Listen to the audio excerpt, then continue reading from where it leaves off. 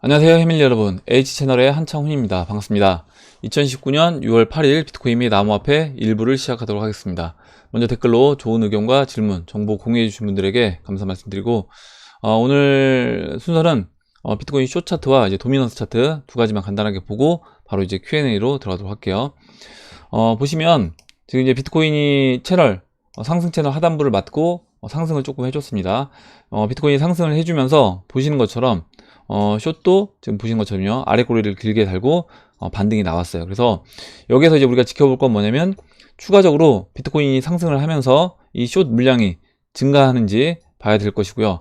증가했을 때 채널 상단부까지, 지금 이제 우하향하고 있는 이 숏 차트 채널 상단부까지 올라온다라고 하면 그 시기와 그리고 이제 그때 비트코인 위치, 그리고 도미넌스 차트 이런 것들 다 종합해서 본 다음에 이때처럼, 이때 이제 숏 차트 물량 빠지기 전에, 숏차트 물량이 떨어지기 전에 그때 이제 고점 맞고 내려온 거거든요. 그렇다고 하면 다음번도 이제 이 차트를 어떻게 보면 우리가 참고를 해서 비트코인이 이 정도면 12,000달러까지 올라왔을 때, 예를 들어서 아니면 11,700달러까지 올라왔을 때 숏 물량이 채널 상단부까지 왔다 라고 하면, 그때는 경계감을 갖고 시장을 보자. 일정 부분 물량 당연히 덜어내야 되는 거고요. 그렇게 이제 보면 될 것 같습니다. 일단 이거는 계속 이제 모니터링 하면서 보도록 할게요. 그리고 다음으로 도미넌스 차트를 볼 건데, 도미넌스 차트도 보시면 50일 이평선 깬 이후에 여기서 일단은 지금 매달려 있는 모습입니다. 여기서 이제 추가적으로 비트코인은 서서히 올라와 주면서 비트코인보다 대형 알트코인들이 좀 상승률을 높게 가져가 준다라고 하면, 도미넌스 차트는 50일 이평선 밑에서 크게 하락하는 이제 모습이 나올 거라고 보고 있어요. 그래서 일단은 50일 이평선 깬 상태에서 그대로 유지를 하고 있다, 이렇게 이제 보시면 될 것 같습니다. 우리 Q&A를 보도록 할게요. 김동성님이 써주셨고, 이장님이 늘 매도 시점 시 최소의 홀딩 물량 말하는데 몇 퍼센트 정도 홀딩 물량을 가져가시는 건가요? 물어보셨고요. 일단 제가 이제 비트 이더 리플은 홀딩 물량을 남겨놓는다고 했잖아요. 아무리 이게 이제 고점에 가도. 그러면 그 홀딩 물량은 어차피 우리가 이제 까치밥으로 남겨놓는, 채널 상단부까지 왔을 때 까치밥으로 남겨놓는 물량이 20%라고 했잖아요. 그래서 비트코인 같은 경우도 한 20%, 그러니까 저는 여러분들이 한 20에서 30% 정도, 20에서 30% 정도는 홀딩 물량으로 두셨으면 좋겠어요. 비트, 이더, 리플 세 가지는. 그래서 저도 이제 한 20% 정도 됩니다. 20% 정도는 지금도 이제 비트, 이더, 리플은, 그러니까 비트코인도 지금 20% 정도 물량을 갖고 있는 거고요. 만약에 이제 리플이 제가 봤을 때 충분히 올라서 이거는 이제 비트코인으로 교체를 해줘야 된다라고 해도 리플 같은 경우는 20% 제 물량에서 두는 겁니다. 만약에 제가 갖고 있는 리플이 100이라고 하면 100에서 20% 정도 리플 물량은 홀딩을 하는 거예요. 나중에 채널 상단부까지 와서 우리가 전체적인 암호화폐 물량을 덜어낸다라고 해도 그때도 마찬가지로 20% 물량은 까치밥으로 두자고 했잖아요. 그 마법천사님이 의견 주셨던 거. 그래서 그것처럼 전체 암호화폐에서 이제 비트, 이더, 리플 이 세 가지는 20%, 그리고 내 전체 자산에서 그럼 20% 정도를 암호화폐를 두고 나머지를 정리해주면 될 것 같습니다. 다음 보도록 할게요. 다음으로 무명소졸님이 써주셨고요. 잠깐만요. 빠진 것 같은데. 무명소졸님이 지금 이제 제가 와사비님 그 흑우 실패 경험담 거기 댓글 올린 거에 댓글을 써주셨는데, 이 부분 이제 볼게요. 경험담을 보고 나니 이제 투자에 자신감이 생기네요. 후구 성님들의 피와 눈물이 밑거름이 되어 나를 한 단계 성장시켜 주어 너무 좋습니다. 리플 4,000원, 에이다 1,900원, 아인 2,000원 등등 고점에 올린 성님들, 올 하반기나 내년 상반기쯤 구조대 간다고 하니 조금만 더 힘내서 기다려주세요. 얘기해 주셨는데, 이제 보니까 80% 수익과 3개월째 멈춰버린 채굴기와 내 방 가득 쌓인 100여 개 가까운 그래픽카드 박스를 보면서 이렇게 얘기해 주셔서, 그래서 아마 채굴도 많이 하셨던 분 같아요, 무명소졸님이. 근데 채굴도 많이 하셨는데 지금 채굴기가 3개월째 이렇게 멈춰 있다 라고 얘기를 해주셨습니다. 그래서 일단 이걸 보면서, 그러니까 직접 개인이 채굴하시는 분들도 쉽지 않겠구나 이런 생각이 들었습니다. 네, 이렇게 보고 다음 보도록 할게요. 다음으로 마법천사님이 써주신 내용 보도록 하겠습니다. 흑우 공모전을 들으면서 느낀 건데, 뭐든지 인생에도 총량의 법칙이 존재하지 않을까 싶습니다. 예를 들어 사춘기 때 조용히 잘 넘어간 애들은 뭐 지랄 총량의 법칙에 의해서 40대 50대 넘어서 어떤 식으로든 지랄을 하고, 아니 이때는 엉뚱한 남의 딸이나 아들이 고생을 하죠. 하늘은 가득 찬 것을 싫어해서 반드시 덜어낸다 했던가요? 남편이 속썩이지 않으면 애들이 속썩이고 남편 애들 둘 다 아니면 또 양가해서 난리가 나고 다 가질 수 없는 법이다. 그리고 돈도 마찬가지인 것 같아요. 예전에 어떤 분이 한 집안에 들어오는 돈이 양은 정해져 있다고 그랬어요. 이건 돈의 총량의 법칙. 그래서 아내가 잘 벌면 남편이 좀 덜 벌리고 아내가 덜 벌면 남편이 잘 번다고 하더라고요. 투자해서 잃으신 분들은 다음번에 다시 어떤 식으로든 채워지겠죠. 마음 고생한 이자까지 두둑히 바랍니다. 총량의 법칙에 의해 나간 돈은 들어옵니다. 이렇게 얘기해 주셨고, 마지막으로 이제 여기서 제일 중요한 거 한 가지, 더 많이 버는 것도 중요한데 잘 지키는 게 중요하다. 그래서 가정도 건강도 돈도 나이가 들수록 지키려고 노력을 해야 된다. 이렇게 이야기를 해주셨습니다. 그래서 좋은 얘기를 써주셨고, 여러분들도 나중에 이제 암호화폐 이 시장에 들어오셔서 뭐 지금은 우리가 큰 어떤 돈이 아니라고 하더라도요. 분명히 이제 어떤 큰 자산으로 이제 불어나 있을 겁니다. 근데 그때 내가 뭐 이렇게 많이 벌었으니까 여기서 이 번 돈을 좀 배팅 해보자. 이렇게 생각하시면 안 되고, 제가 이제 말씀드렸지만 큰 돈도 또 원칙을 가지고 계속 지켜나가면서 또 그렇게 이제 저는 운용을 하셔야 된다. 조그만 돈이 뭐 조그만한 돈이든지 아니면 큰 돈이든지 이게 원칙이 바뀌면 안 된다고 생각해요. 적은 돈부터 큰 돈이 될 때까지 그 원칙을 이제 고수해야지 나중에 또 큰 돈이 됐을 때도 그 원칙대로 다시 더 큰 돈으로 넘어갈 수 있다. 이렇게 생각을 합니다. 이렇게 보고 다음 보도록 할게요. 다음으로 고양이 집사님이 써주셨어요. 하워드 막스의 마켓 사이클이라는 책을 읽었는데 사람들의 심리 상태에 따른 사이클의 위치를 이야기해주는 부분이 있어서 주변에 이제 실험을 해보셨대요. 비트코인에 관심은 생겼지만 아직 들어오지 않은 몇몇 사람들에게 물어보니까 모두가 들어가고 싶은데 너무 올라서 못 들어가겠다고 하더라고요. 그러니까 이렇게 생각하는 거죠.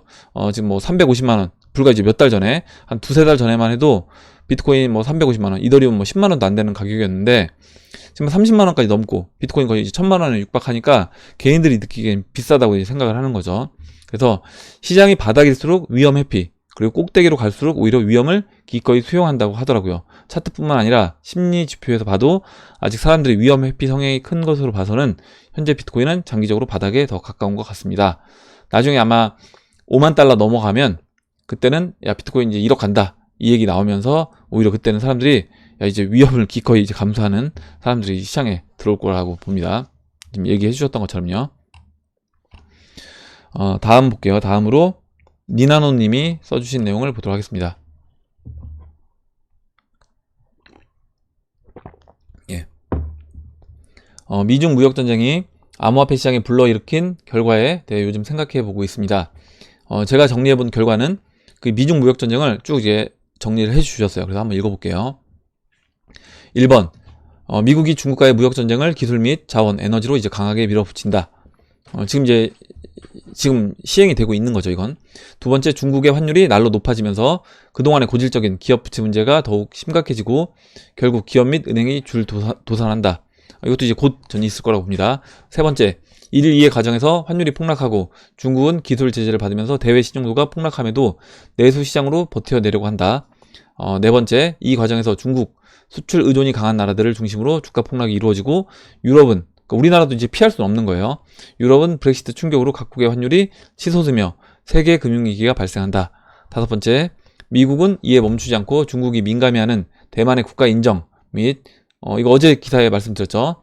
중국 소수민족의 독립문제 등을 언론을 통해 직간접적으로 환기시키며 압박을 한다. 이미 이것도 이제 5번도 시행이 되고 있습니다. 6번, 환율 폭락으로 엄청난 인플레이션이 발생하며 홍콩 및 대만 등 반정부 성향이 강한 지역들을 중심으로 반정부 시위가 일어나고 지금 이제 홍콩 쪽에서 반정부 시위가 일어나는 걸로 알고 있어요. 중국은 큰 혼란에 빠진다. 이게 이제 점차 이제 강해지겠죠. 사람들이 어느 정도 이제 먹고 살 때는 상관이 없습니다. 근데 경제 상황이 좋지 않고 내가 갖고 있던 자산들, 특히 이제 홍콩이라든가 중국은 부동산 버블이 많이 꼈잖아요. 그래서 그 부동산 가격이 폭락을 하게 되면, 떨어지게 되면 그때부터는 아마 이런 반정부 성향을 가진 사람들도 저는 훨씬 많아질 거다 이렇게 봅니다. 7번, 중국은 미국의 협상 조건인 금융시장 개방 외에 모든 요구를 수용한다.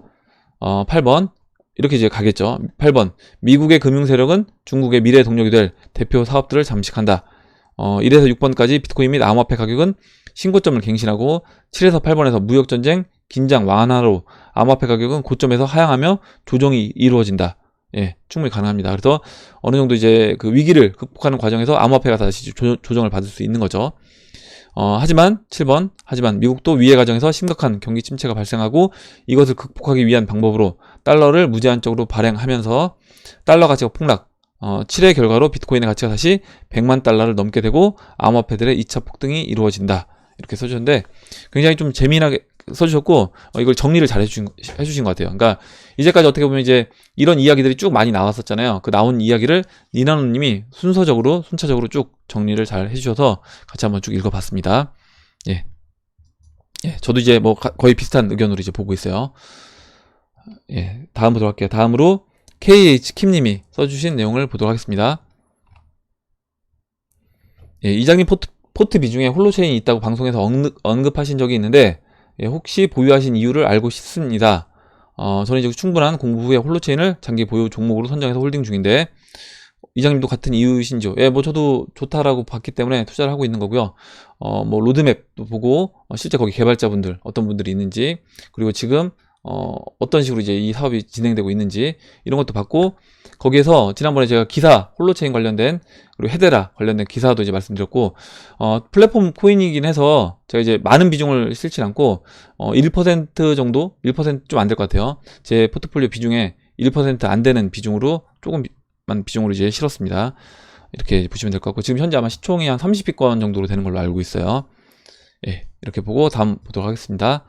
다음으로 한리플의 올인 님이 써주셨고 미 노동부 발표 5월 미국 일자리가 7만 5천 개밖에 안 된다. 예상은 17만 7천 개인데 이렇게 이제 기사를 내용을 올려주셨는데 이 기사가 있습니다.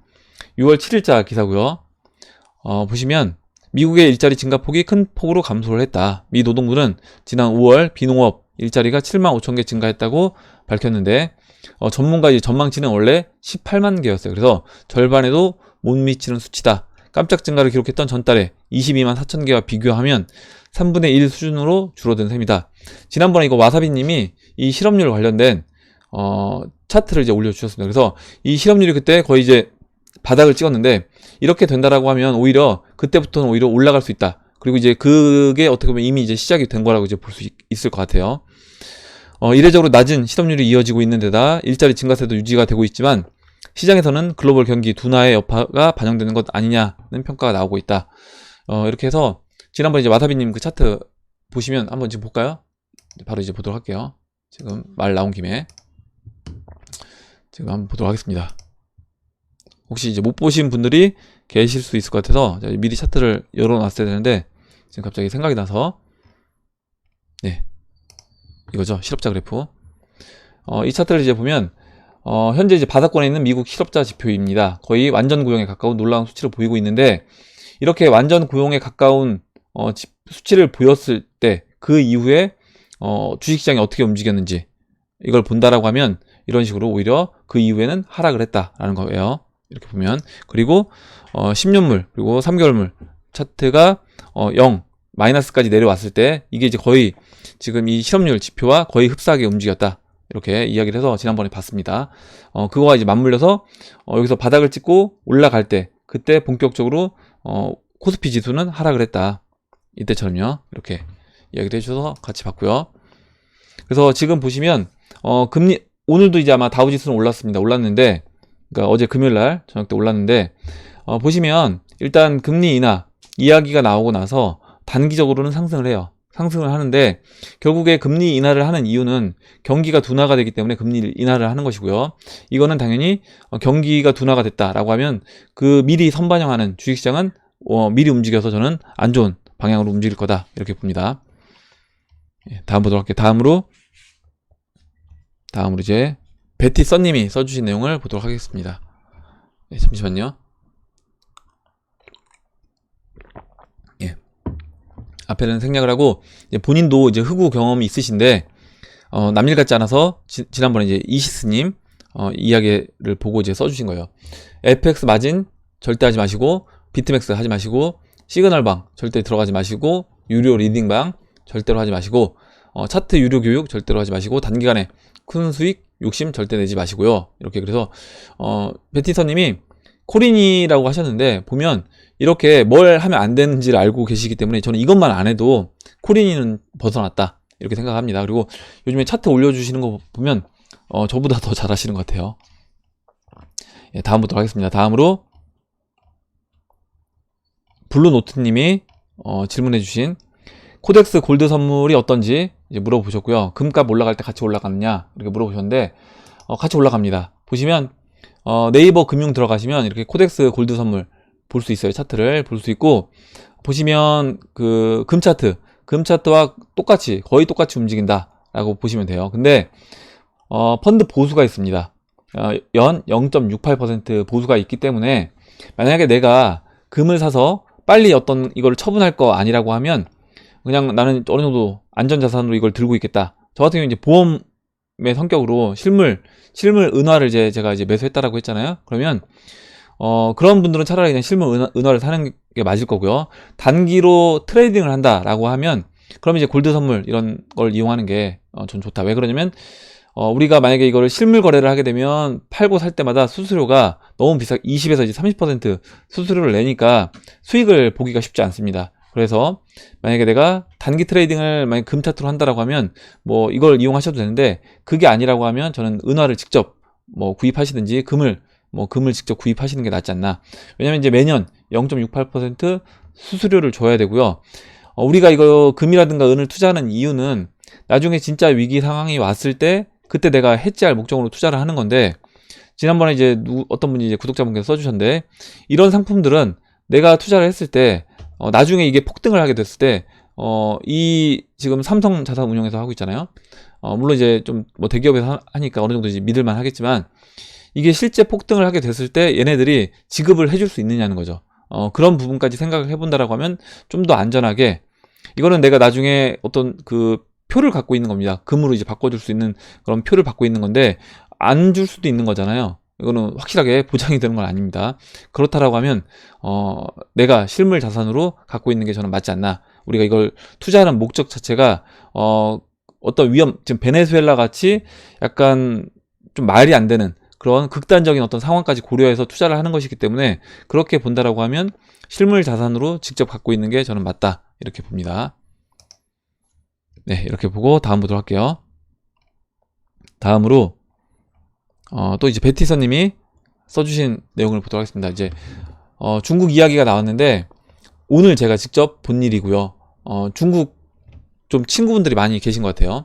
중국에 사는 친구와 미국에 사는 친구 둘이 채팅창에서 나눈 대화를 공유를 합니다. 중국 사는 친구가 이야기를, 둘 다 이제 중국인이고요. 중국 사는 친구가 이야기를 했는데, 야, 요즘 미국 위험하다면서 너 괜찮아? 물어보니까 미국 사는 친구가 잉? 무슨 말이야? 중국 사는 친구, 지금 미국 치안이 위험하다던데 총싸움도 많이 나고. 미국 사는 친구, 아이고 하하 이렇게 써주셨어요. 그래서 중국이 지금 미국 여행을 자제하라는 카드를 꺼냈습니다. 중국에서 이제 그 CCTV인가요? 국민들한테 미국 여행을 자제해라, 미국 가지 마라 이렇게 이야기를 했어요. 그래서 무조건 미국 여행하지 말라고 할 명분이 없으니 미국에서 총싸움 많이 난다라는 둥, 저도 이제 이 기사를 봤습니다. CCTV를 통해 온갖 썰을 풀어서 미국 여행 못 가게 하려 하더군요. 재밌는 사실은 눈치 빠른 중국인들보다 오히려 상상 이상으로 엄청난 중국인들이 그런 일들이 당연히 사실인 줄로만 생각을 합니다. 공산당이 인해 전술 카드를 꺼냈을 땐 뾰족한 묘수가 없는 것이라고 생각합니다. 지금 꺼내든 카드로 인한 피해는 국민들이 몸으로 때워야 하는 상황이라는 거죠. 참으로 안타깝습니다. 그리고 이제 아래는 CCTV 보도 영상, 예, 아마 저도 이거 봤던 것 같은데 이걸 이제 올려주셨습니다. 중국 당국 미국 여행 주의보 발령에 미국 관광업계 자불안석, 이렇게 기사를 이제 공유를 해주셨고요. 결국에 이게 제가 잠시 뒤에 또 구독자분께서 중국 관련된 이제 굉장히 중요한 기사를 맨 마지막에 제가 말씀드릴 건데 올려주셨는데, 그걸 보면서 느낀 게, 중국도 중국의 기득권층, 중국에 돈 있는 사람들은 자기들은 다 이미 준비하고 다 이미 해외 부동산 사고 이렇게 해놨으면서 어떻게 보면 이제 자기네 국민들한테만, 국민 일부 이제 대중들이겠죠, 중국에 있는 대중들한테만 그 피해를 보게끔 하고 있다 이렇게 봅니다. 그래서 지금 얘기해 주신 것처럼 아마 우리나라도 지금 똑같은 상황인 것 같아요. 우리나라도 이 위기 의식을 느끼는 사람들이 아마 여러분들은 야 되게 많은 거 아니냐 이렇게 생각할 수 있는데 그렇지 않다라는 겁니다. 일반 여러분 주변의 친구들 얘기 들어보면 그런 위기의식 느끼시는 분들이 많지 않아요. 그러니까 경기가 좀 좋지 않다라는 건 알지만, 야 그렇다라고 해서 뭐 큰 문제 나겠냐, 뭐 주가가 뭐 폭락하고 무슨 뭐죠 IMF 이런 상황이 또 올 수 있겠냐 이렇게 생각하시는 분들이 굉장히 많습니다. 그래서 그런 걸 보면 중국도 우리나라와 이제 별반 다르지 않다 이렇게 생각을 해요. 다음 볼게요. 다음으로 송기봉님이 써주신 내용을 보도록 하겠습니다. 송기봉님이 지금 뭐죠 거래량 보는 걸 물어보셨는데 지난번에 이제 구독자분께서 공유를 해주신 사이트에요. coinlib.io 가시면요. coinlib.io를 가시면 여기 코인마켓캡처럼 자료가 나와 있습니다. 자료가 나와 있고 여기 각 그 코인들별로 암호화폐별로 자료가 나와 있고 리플을 이제 보고 싶다라고 하시면 리플을 클릭하시고요. 클릭하신 이후에 여기 내려가서 이제 보면 각 그 거래소별로 리플이 얼마만큼씩 거래가 되고 있는지 금액하고요. 그 다음에 또 각 통화별로 BTC, 테더, 그리고 위안화, 달러 이렇게 각 통화별로 원화는 얼마 안 돼요. 원화 비중은 보시면 2.9%밖에 안 됩니다. 그래서 혹시 리플이 리플은 김치코인이다. 리플은 한국 사람들이 뭐 주로 이렇게 얘기하시는 분들 있는데 그렇지 않다라는 겁니다. 거래소만 봐도 우리나라 한국 거래소는 뭐 상위에 없어요.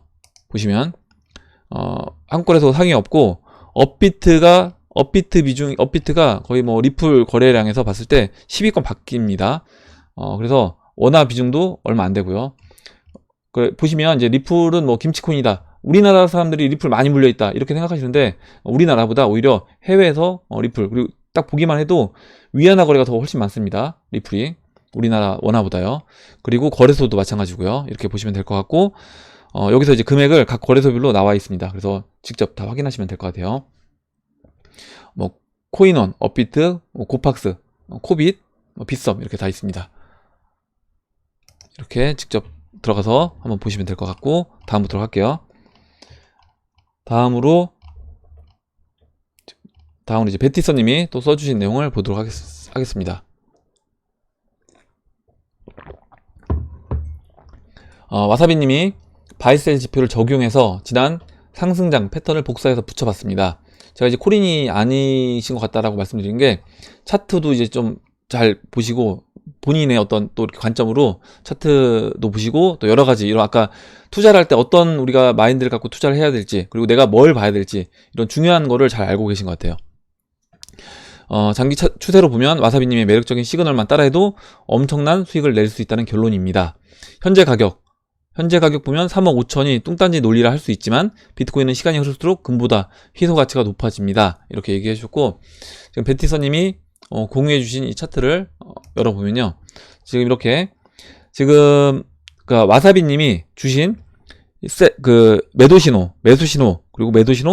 나왔어요. 그래서 이 매수 신호가 나오고 매도 신호가 나왔던 이 자리를 카피를 해서요. 복사해서 이제 복붙을 한 겁니다. 복사 붙이기를 딱 해서 보니까 이렇게 해서 복사 붙이기해서 붙였을 때 채널 상단부에 도달하게 되면 이때 날짜가 이제 2021년 한 중반쯤이 되고 2021년 중반쯤에 채널 상단부인 30만 달러니까 원화로 한 4억 가까이 될 것 같아요. 나중에 이제 원달러까지 또 원화 가치가 떨어지게 되면 뭐 3억 6천에서 한 4억 가까이 이렇게 올라갈 수 있지 않냐 이렇게. 그래서 이거는 제가 이제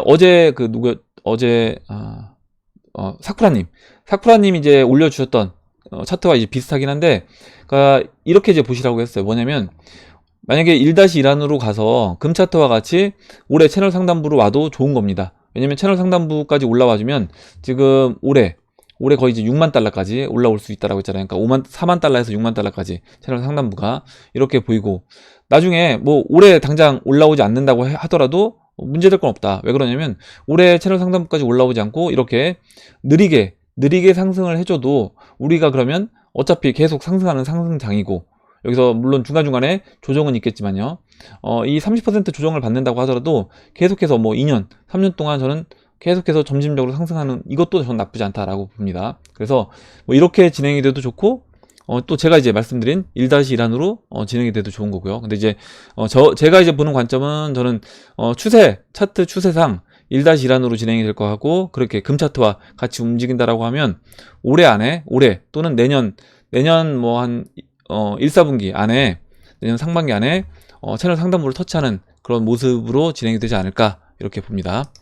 네, 이렇게 말씀드리고 다음 보도록 할게요. 다음으로 KR 얍 필팬님이 써주신 내용을 보도록 하겠습니다. 이제 막 시장에 뛰어든 일주일차 코인입니다. 다름이 아니라 조언을 구하고자 합니다. 제 지인 중에 맥코인이라고 마스터노드 이걸로 코인을 사면 매달 수익을 일정하게 얻을 수 있다 해서 저에게 추천하더군요. 이 코인은 뭐 코인 익스체인지라는 거래소에 상장도 되었다면서 저에게 추천했지만 H채널님 영상을 보던 중에 이것도 다단계가 아닐까 의심이 돼서요. 이렇게 얘기해줬고, 일단은 뭐 시제님 써주셨는데 마스터 노드 돌려서 나오는 코인이라고 하면 못할 건 없고요. 근데 저는 이거 마스터 노드라고 해도 안 하시는 게 좋습니다. 안 하시는 게 좋고, 거의 저는 이제 제가 봤을 때는 이것도 뭐 거의 비슷할 것 같아요. 거의 비슷할 것 같고, 제가 이제 어제 말씀드린, 그래서 되도록이면 우리가 이제 제가 항상 말씀드리잖아요. 비트코인, 이더리움, 리플 이 세 가지 코인 7, 80% 담고 나머지 시총 30위권 안에 들어와 있는 코인들 중에서 우리가 봐도 된다. 그러면 굳이 뭐 시총 뭐 100등, 500등 넘어가는 그런 코인들, 거기서 만약에 뭐 마스터 노드를 해서 일정 수익을 주는데 그 수익이 그러니까 그 수익이 합리적이어야 된다는 겁니다. 무슨 얘기냐면 예를 들어서요, 뭐 네오라든가, 네오가 이제 가스를 지급을 해줍니다. 네오 가스 지갑에 넣어놓으면 가스를 지급을 해주는데, 그 가스 지급해주는 게 연 10%인데 만약에 내가 코인원에 코인원 거래소에 넣어서 거기서 가스를 일정 부분 지급을 해준대요. 근데 그게 10%를 넘을 수 없는 거예요. 왜냐면 네오에서 지급해주는 게 10%이기 때문에 거기서 그게 10% 넘게 지급을 해줄 수 없는 겁니다. 만약에 그런 식으로 지급해준다라고 하면 그거 자체가 이상한 거죠. 당연히 얘네도 수수료 일정 부분 자신들이 수고가 있는 거니까 그 수수료 일정 부분 띄고 지급을 해준다라고 하면 제가 봤을 때 한 7, 8% 정도 받으면 적절한 거예요. 근데 그 이상 된다라고 하면 그건 이상한 거다. 이렇게 이제 보시면 될 것 같고, 그래서 뭐 매달 수익을 뭐 5% 이상, 뭐 거의 이제 10% 준다. 그리고 뭐 소개를 해주면 그 리퍼럴 코드 어떤 거는 그거는 저는 뭐 나쁘게 보진 않습니다.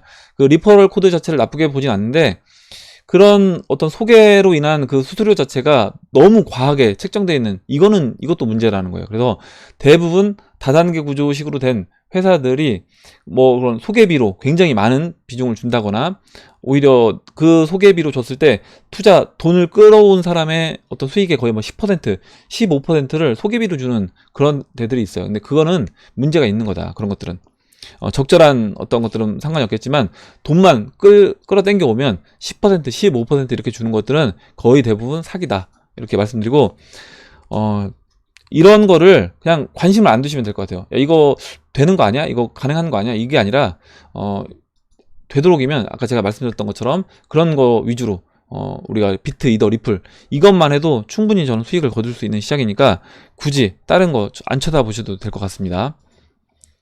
아마 이 이야기가 상승장 내내 얘기할 것 같아요. 상승장 내내. 왜냐면 이런 사기꾼들이 상승장에 더 판을 치는 겁니다. 왜냐면 상승장에 비트, 이더, 리플을 개인들 비트, 이더, 리플 사게 해서 그거 지들이 빨아당기려고 계속 이런 사기꾼들이 나오고, 사람들이 또 돈을 버는데 더 빨리 벌고 싶은 욕심이 드는 거예요. 그래서 더 빨리 벌고 싶기 때문에 이런 거에 이제 눈을 돌리는 사람들이 많이 나온다. 지난번에 이제 우리 흑우 실패 경험담에서도 2017년도 4월달, 5월달에 굉장히 시장 막 상승장 진입하는 그 시기에 그때 다단계 코인 많이 들어가셨다라고 했잖아요.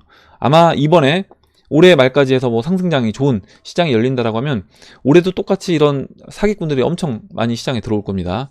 여러분들 절대 하지 마세요. 뭐 맥코인이 뭐 그런지 아닌지는 모르겠지만, 어떤 코인인지 정확하게 모르겠는데 저는 안 하시는 게 좋다. 그냥 비트, 이더, 리플만 우리가 관심 있게 보고 30위권 안에 있는 코인들 위주로만 보자, 이렇게 말씀을 드리는 겁니다. 그래서 다음 볼게요. 다음으로 지금 생활 속 달인님이 써주신 내용을 보도록 하겠습니다. 잠깐만요. 넘어간 것 같은데. 네, 생활 속 달인님. 지금 네이버와 구글에서 검색한 달러 가격이 틀리게 나오는데 왜 그런지 궁금합니다. 그래서 네이버에서 검색하면 저희 검색을 해봤어요. 1185원이고요. 구글은 1182원입니다. 그리고 트레이딩 뷰는 또 달라요. 트레이딩 뷰는 보시면 1180원으로 나와요. 그래서 약간씩 차이가 나는데, 이거는 각각 기준이 달라서 그렇습니다. 그러니까 어디를 기준으로 삼고 있느냐, 예를 들어서 어디 거래소, 우리가 뭐 비트코인도 비트코인 인덱스를 뭘로 잡을 것인지 이렇게 하잖아요. 그래서 그 기준을 어디로 놓고 보느냐에 따라서 이게 가격이 다르다. 이렇게 이제 보시면 될 것 같아요. 예, 이렇게 보고 넘어가도록 하겠습니다. 이거는 다음으로 독도는 우리 땅 님이 써주셨어요. 독도는 우리 땅. 애니모카 브랜드 회장의 뉴스를 보니 제가 생각한 것과 비슷하네요. 넥슨이 코비카 비트 스탬프를 인수했을 때 생각해 본 건데 게임 회사가 왜 암호화폐 거래소를 인수했을까라고 그때 한참 생각하고 결론을 낸 것이 넥슨 코인을 만들어서 그 코인으로 A게임의 아이템을 사고 A게임이 실증이 나면 A게임의 아이템을 팔아서 넥슨 코인으로 바꾸고 이런 작업들을 그 거래소에서 직접 바로 이제 한 번에 할 수 있게끔 해줄 거다. 이렇게 이제 보신 것 같아요. B게임의 아이템을 살 수 있게 하지 않을까. 더 나아가 A게임으로 아이템 등을 습득 후 필요 없는 아이템을 넥슨 코인으로 바꾸고 넥슨 코인으로 물건을 살 수 있게 하는 쇼핑몰 등에서 물건 등을 살 수도 있고 아니면 넥슨 코인을 다른 코인으로 바꿀 수도 있고 미래는 이렇게 바뀔 거다라는 생각을 해봤습니다. 예, 이렇게 충분히 가능하다고 봐요. 이렇게 될 것이고 이렇게 되는 것들을 이제 통합적으로 우리가 통합적으로 게임에서 가상현실 공간에서 쓰는 돈들을 어떻게 보면 바로 거래소에서 내가 필요한 돈으로 바꾸고 아니면 다른 어떤 플랫폼에서 다른 코인이 필요하다라고 하면 그 코인으로 뭐 자동으로 이제 변환이 된다거나 뭐 스타벅스에서 커피를 마실 때 자동으로 바뀐다거나 그러니까 이렇게 된다는 거죠. 넥슨 코인을 우리가 굳이 뭐 안 바꿔주고 이거를 가지고 벡트 거래소에 있는 어떤 앱이 있습니다. 그 앱을 이용해서 만약에 내가 스타벅스에서 커피를 마시겠다라고 하면 그냥 자동으로 이게 리플을 바뀐 다음에 리플이 다시 달러로 바뀌어서 자동으로 이제 결제돼서 스타벅스로 돈이 들어가게 한다거나 아니면 이 넥슨 게임 코인을 바로 한 번에 달러로 바꾸거나 원화로 바꿀 수 있다라고 하면 한 번에 바꿔줄 수도 있는 거고요. 이런 식으로 이제 진행이 될 거다라고 봅니다. 네, 이렇게 보고 다음 보도록 할게요. 다음으로 송기봉님이 외화 통장 만들기까지 경험을 써주셨는데 잠시만요.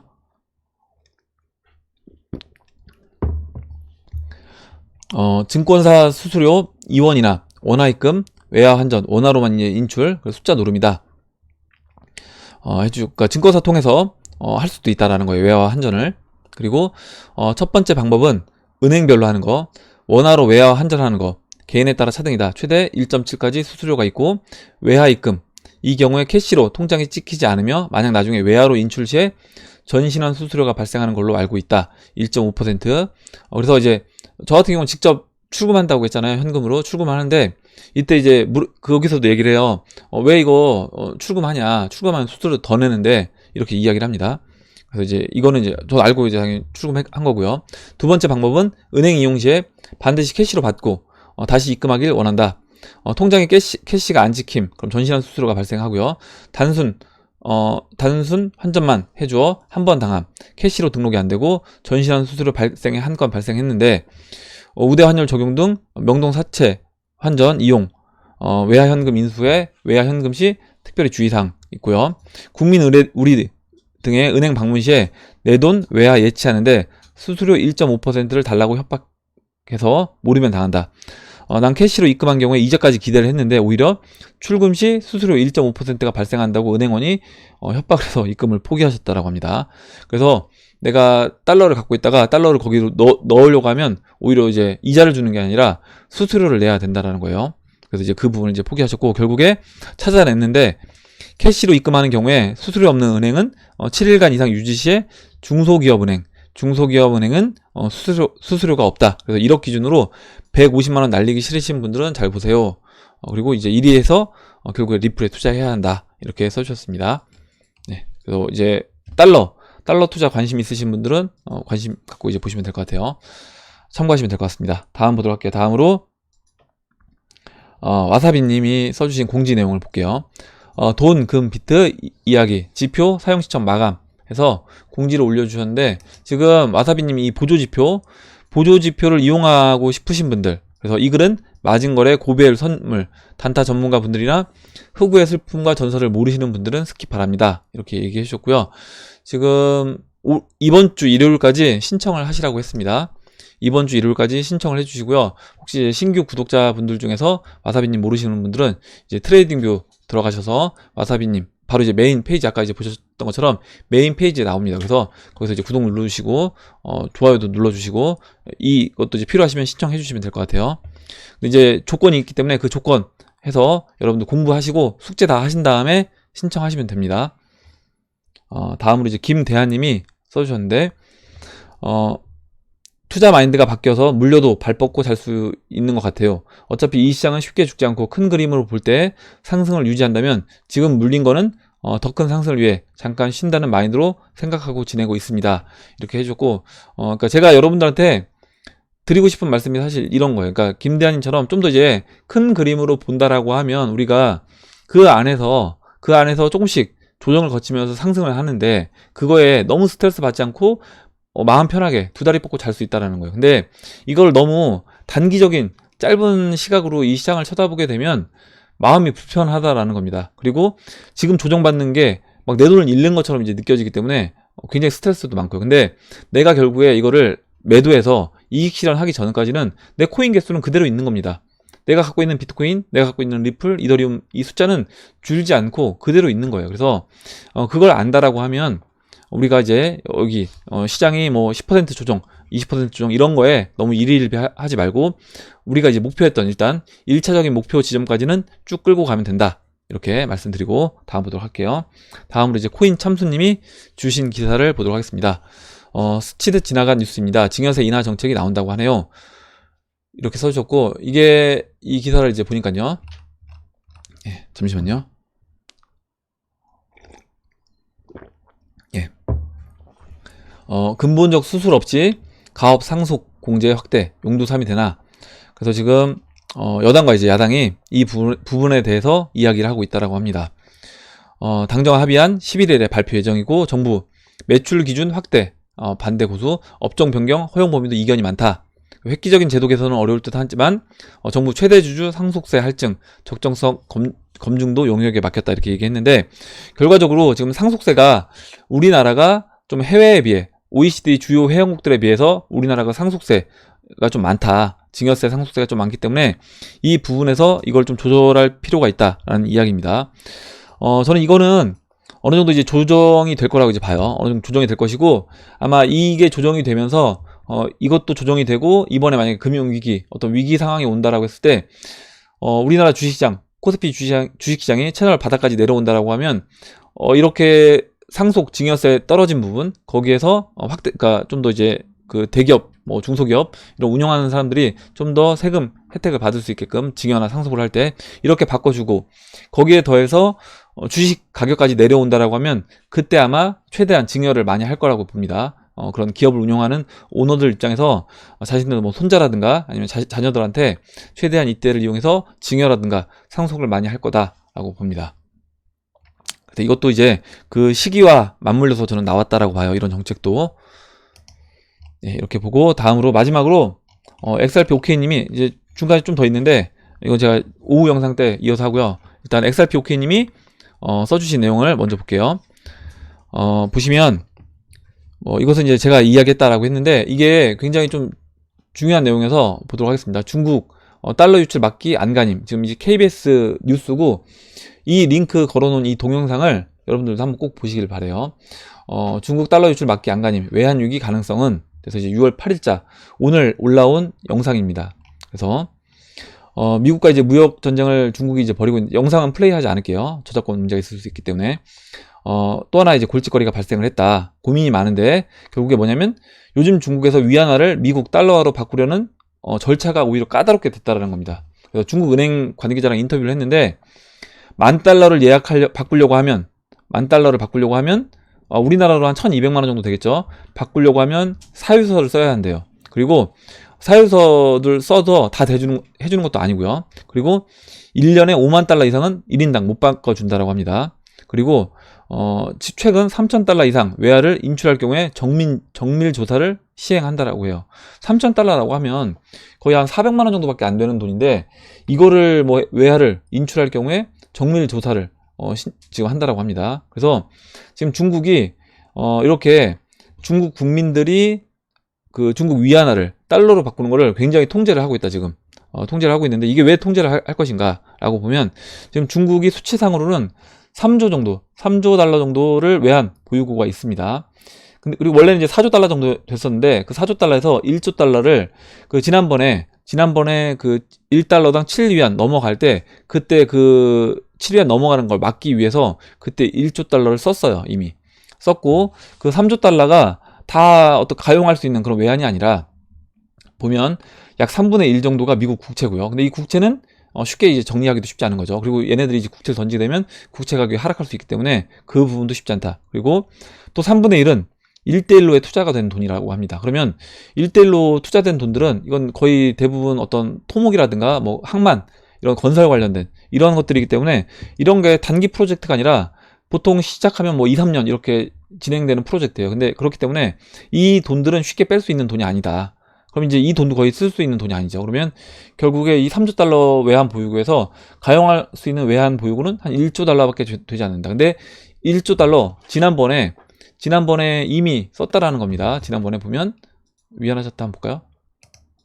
위안화 차트 이때 여기서 이렇게 돌파돼서 7위안 이때 왔을 때 이때 한번 쓴 거예요.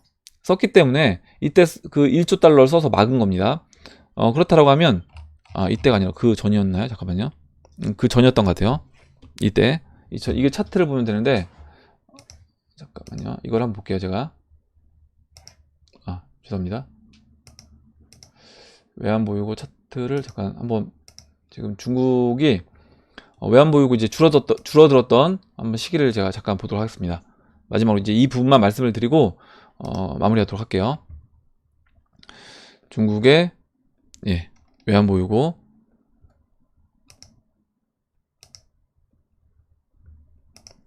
차트를 보면 이제 외환보유고가 이제 줄어든 게 보시는 것처럼 10년으로 보면 2015년도입니다. 2015년도에서 16년도 넘어갈 때 외환보유고가 1조 달러를 썼어요. 이때 15에서 16년도요.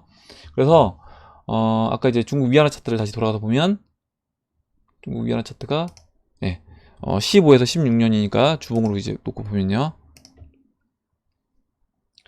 이때입니다. 이때 이제 15에서 16년도 이때 이렇게 그러니까 위안화가 약세로 이렇게 진행될 때 이때 막으려고 1조 달러를 썼다. 이때 15에서 16년도 이렇게 위안화가 약세로 가는 국면에서 1조 달러를 썼고 이렇게 쓴 이후에 한번 내려온 겁니다.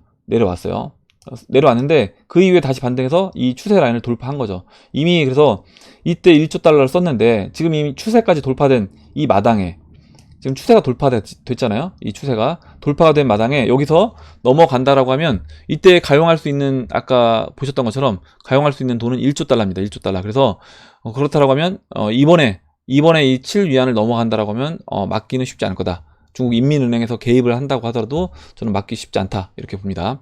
그래서 혹시 이 영상 여러분들 꼭 한번 보시길 바라고 제가 이제 플레이하진 않았지만 그래서 이걸 보면서 결국에 중국의 이미 기득권층 돈 있는 사람들은 어느 정도 다 바꿔놨고 지들 살 길을 다 찾아놨습니다. 뭐 해외 부동산들 사놨고요. 거기에 또 뭐 비트코인도 일정 부분 사놨을 테고 거기에 달러도 그러니까 인민은행을 개입을 시켜서 결국에 뭐냐면 인민은행 개입을 해서 7위안 못 넘어가게 2015년도 16년도 그렇게 막아놓고 자기들이 먼저 다 바꿔놓은 겁니다. 바꿔놓고 그 다음에 지금 국민들을 바꾸려고 하니까 국민들은 인구가 또 좀 많아요, 중국. 그러니까 이 인구들이 만약에 위안화를 달러로 다 바꾸려고 하면 난리가 날 거 아니에요. 그러니까 당연히 지금 못 바꾸게 하고 뭐 미국 여행도 못 하게. 왜냐면 미국 여행 가려면 달러를 써야 되잖아요. 그러니까 여행도 못 가게. 아까 이제 베티서님이 처음에 얘기해 주셨던 그거 보면 야 미국 지금 총기 이런 문제 때문에 여행 가면 안 된다. 여행 규제하고 이렇게 하면서 달러 최대한 못 쓰게 막고 있는 겁니다, 지금. 그러니까 거의 어떻게 보면 국민들한테 고통을 계속 다 지금 전가시키고 있는 상황이에요, 중국이 지금. 그렇기 때문에 중국 이미 부자들, 기득권층은 지들 살 길 다 찾아서 나갔고, 지금 그 피해를 중국 국민들이 전 다 받을 수밖에 없는데, 이렇게 나중에 인플레이션으로 중국 국민들이 피해를 받는 상황이 왔을 때, 이게 중국이, 그런 국민들이 가만히 있겠느냐. 난리가 날 거라고 봅니다, 중국도. 그래서 아까 이제 홍콩에서 이미 이런 뭐 시위가 일어나고 있다라고 했잖아요. 이런 시위가 저는 점차 중국도 7일 위안이 넘어가면서 점차 더 거세게 일어날 거라고 봅니다. 오늘 여기까지 하도록 할게요. 여기까지 하도록 하고 오늘 나온 얘기들 중에 여러분들 뭐 궁금하신 거 또 의견 같이 이야기해보고 싶은 정보 있으시면 정보를 또 남겨주시길 바라고 그리고 마지막으로 제가 한 가지 더 말씀드릴 게 있는데 어제 제가 이제 차트 설명 드렸는데 어떤 분이 저한테 이제 개인적으로 메일을 보내주셨어요. 뭐냐면 제가 차트 설명을 드리다 보니까 뭐 이렇게 뭐 비트코인 캐시라든가 뭐 지금 뭐 리플이라든가 이런 거 얘기하는데 지금 신규 또 매수해도 되냐고 이제 물어보셨습니다. 개인적으로. 근데 제가 차트 설명 드리는 거는 이미 이제 기존 보유자들 입장에서 말씀을 드리는 거예요. 그래서 이거 신규 추천하는 게 아니다. 제가 차트 설명드리는 게 신규 추천하는 게 아니고 신규로 매수를 한다라고 하면 제가 이제 그분한테 똑같이 말씀드렸습니다. 만약에 신규 매수할 거면 반토막 날 각오하고 알트코인들은 사셔야 된다. 이렇게 드렸기 때문에 여러분들도 이제 그 부분 명심하시고 내가 만약에 신규로 이 시장에 들어오겠다라고 하고 그 부분 아마 제가 봤을 때는 이런 것 같아요. 그러니까 예전에 밑에서 팔고 지금 다시 이제 사고 싶은데 이제 올라갈 것 같다고 얘기를 하니까 다시 사고 싶은데 개수가 줄어드니까 다시 사도 되는지 물어보신 겁니다. 근데 그러면 당연히 내가 각오를 하고 사야 되는 거예요. 올라갈 확률이 높아도 당연히 빠질 각오를 하고 사셔라 이렇게 말씀드렸습니다. 그래서 그렇게 이제 이해해 주시면 될 것 같아요. 예, 그럼 이상으로 마치도록 하겠습니다. 댓글 남겨주신 해밀리 여러분들 감사드리고 끝까지 영상 시청해 주신 해밀리 여러분들 다시 한번 감사 말씀드립니다. 영상이 도움이 되셨다면 좋아요, 구독 버튼 그리고 알림종 버튼을 눌러주세요. 감사합니다.